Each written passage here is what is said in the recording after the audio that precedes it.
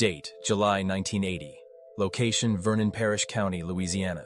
Vicinity, near Leesville. Time and conditions, around 1:00 p.m.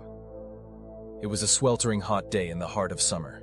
The sky was clear, not a cloud in sight, and the sun was beaming down hard. Even so, being deep within the swampy woods of Louisiana gave us some natural relief. The thick canopy above provided plenty of shade, casting patches of coolness across the forest floor. But the daylight still shone through just enough to see everything clearly. Number of witnesses: 3. I was 12 years old at the time, and my father was stationed at Fort Polk, Louisiana. We lived just outside the base in a town called Leesville. It was a quiet area, surrounded by thick woods and long stretches of highway. One day, during the intense July heat, 2 of my friends and I decided to go exploring. We had a particular stretch in mind, somewhere off Texas Highway. We had no real plan, just the excitement of adventure and the curiosity that comes with being a kid. We wandered deep into the forest, completely immersed in nature, far removed from any road or familiar trail. After what felt like a good bit of hiking, we came across a large stream, about 8 feet wide. From our side of the bank, we were perched around 5 feet above the water, and the stream gently curved through the dense greenery. As we stepped closer to get a better look, we immediately froze.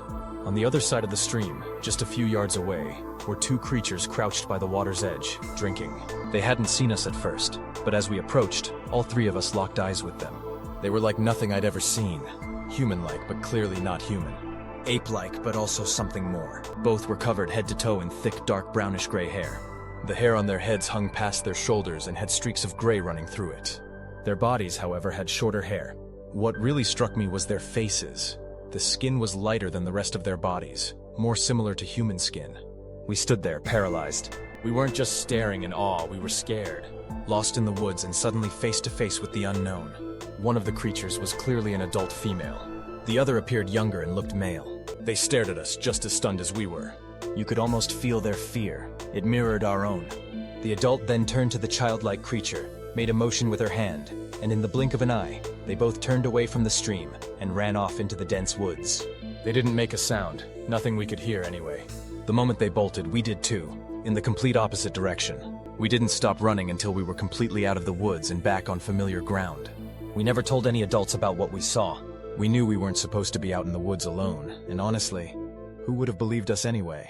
Hand footprints, none observed. Sounds, none heard. Additional observations, none noted. To check out more of my unique dramatized Bigfoot true encounters, please like and subscribe. It helps support my channel to grow.